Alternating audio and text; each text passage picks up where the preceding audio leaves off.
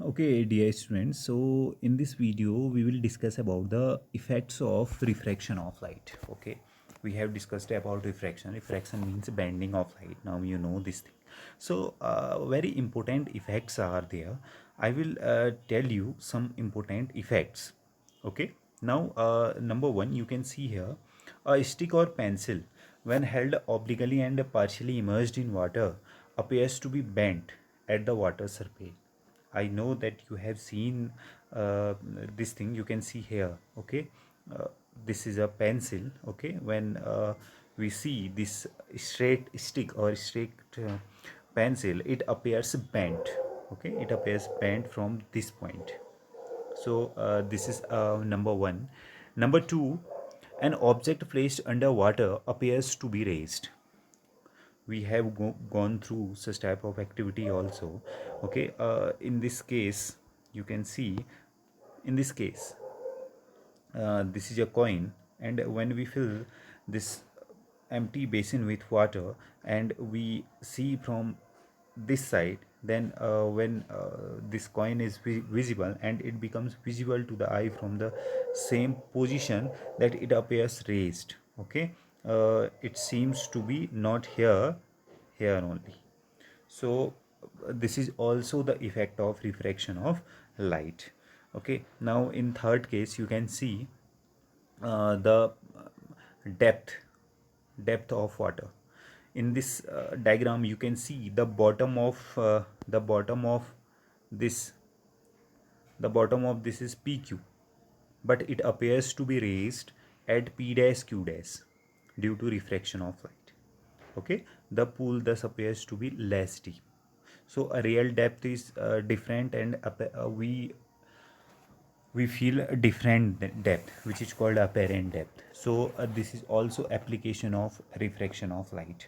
Okay, this is also you can see in this one, in principal office, or there you have seen there is a glass slab, and the words of writing which are below the glass slab appears raised or higher due to refraction of light as it comes out of glass slab. So these are some important things. Okay, due to refraction of light. Let me tell you how why this happen.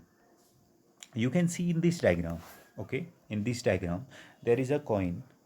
There is a coin in this empty basin, and this is visible to eye from a particular position, but not visible from this position.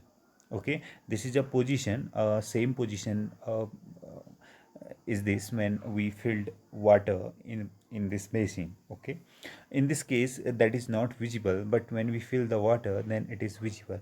Why it happens? You can see here, this is a medium which is air.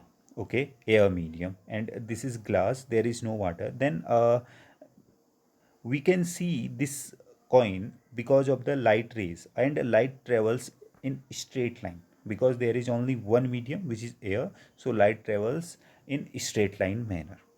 But in this case, when we filled that basin, then with water, then we can see that the light has to travel from one medium to another medium, means water to air. When it moves from water to air, then it bends from its path. So from this point, okay, it is bending. So it is bending. So after bending, it comes to our eyes, then we are able to see that object. But main thing is this, that our brain also always interpret that the light rays coming straight. So this object, we assume that this object is here. You can say the image of that coin becomes here. So we see that coin here only. This is important. Got it? So because of this, the coin is appear to be raised from its position because of the refraction of light. In this case also, you can say here, okay, the actual depth is different, and we see the different depth. Okay, the bottom is PQ, but when we filled up that tank with water, then light refract when light refract from here, and when we draw the light rays, then we get the image of that object at eye. So there is a difference between actual depth and real depth just because of the refraction of light.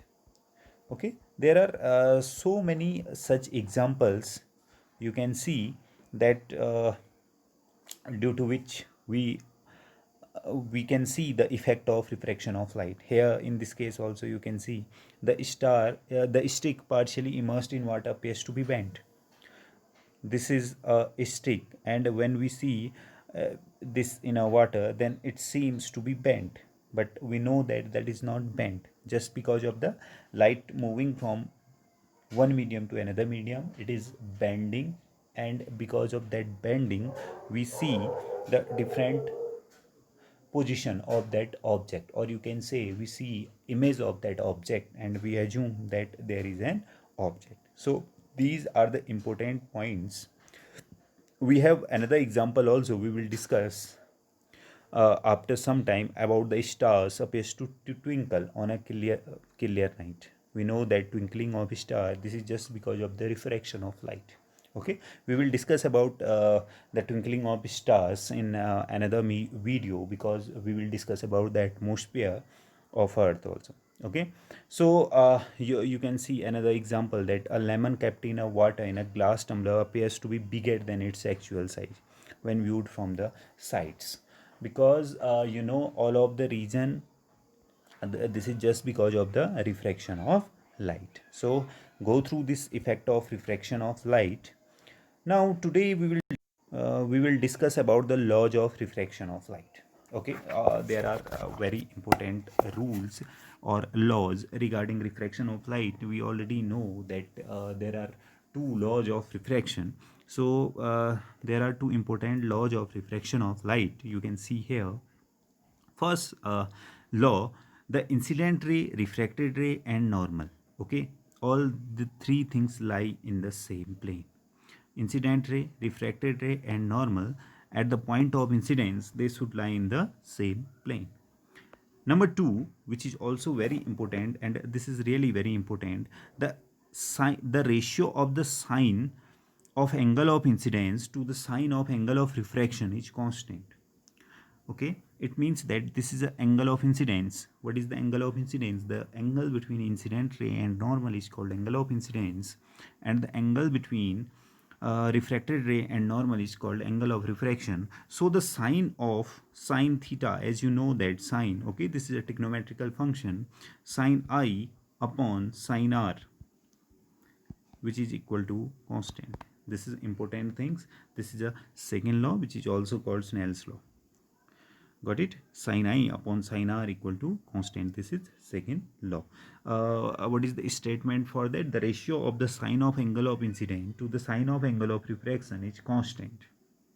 It's constant. Okay, and what was the first law? The incident ray, the refracted ray, and the normal all lie in the same plane.